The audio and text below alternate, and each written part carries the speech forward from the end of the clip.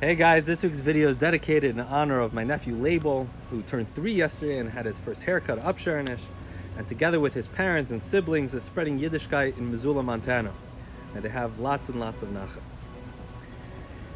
There's a story told about Rabbi Sonnenfeld, who was the chief rabbi of Yerushalayim, of Jerusalem, in the early 1900s. He was by a disciple's home on Shabbos afternoon, and he saw one of the children doing something that's not allowed to be done on the Shabbos, and his reaction was to cry out, "Hey, it's Shabbos!" And the father said, "He's just a child, big deal. Like, don't get so worked up. Okay, he's just a kid." A little while later, this kid opened the door to the china cabinet and took out a crystal dish, and the father yelled, "Hey, be careful!" Rabbi Sonnenfeld said, "Why are you crying out? What are you yelling about? He's just a kid." He gave a little smile and said, "It's what you value. Do you value the dish or do you value Shabbos?" It's a very important lesson. In this week's Torah portion, Pasha Teitzei, we have 57 mitzvot. It's the Pasha with the most mitzvot in the Torah. And one of those mitzvot is to make sure that the weights and measurements are the proper weight. In the olden days, the way they used to do business and buy stuff was you had these stones that weighed a certain amount. You would put them on one side of the scale, and based on that, you knew how much produce you were getting, how much you had to pay, and so on. And the Torah was warning you not to cheat, not to shave off a little bit or add a little bit, not to cheat on the weights. And you might say, okay, so the Torah is telling us to be honest. But the Torah goes on and says that by cheating on these weights is abomination to God. You're saying it sounds a little dramatic. Like there are worse things you can do. Okay, be honest. An abomination to God. What comes right after this mitzvah is the story of Amalek, the commandment of the Torah to remember what Amalek did to the Jewish nation, how they attacked the Jewish nation. Everything in Torah is a lesson, and the fact that these two commandments are right next to each other is significant. Measure your weights properly, and then remember Amalek. What's the significance? Who was Amalek? Many nations attacked the Jewish people throughout history. Why is Amalek so evil that they're given this attention by the Torah? Never forget what Amalek did.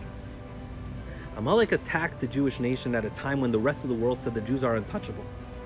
After the Jews came out of Egypt, they were riding on a high, miracle after miracle, the 10 plagues, splitting of the sea, receiving the Torah. The rest of the world said, God is too great. The God of the Jews is too great. We're not touching them. Amalek says, they're not untouchable. Watch. And they attacked. And they lost.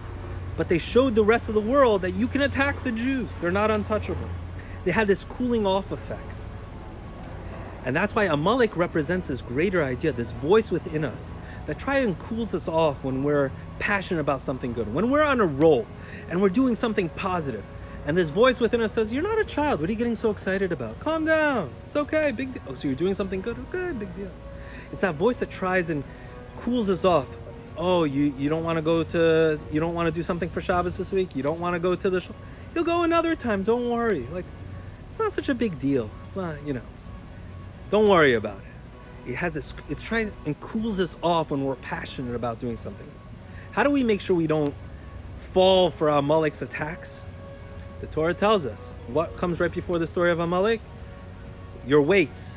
Are you weighting your values properly? Are your measurements weighted properly?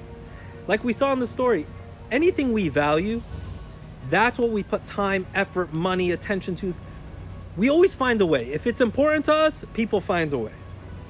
Everything is different when it's important to you. And that's why the Torah tells you, make sure you're giving the right importance, the right weight to your values. Are your values weighted properly? Are you giving too much importance to something that maybe should be weighed a little less? Maybe it shouldn't be weighted like that. Make sure your values we're giving the proper weight to the right values. And if you do that, then when Amalek comes and tries and cools you off and pours some cold water on your enthusiasm, he'll say, Amalek, get lost. My weights are correct. Shabbat Shalom.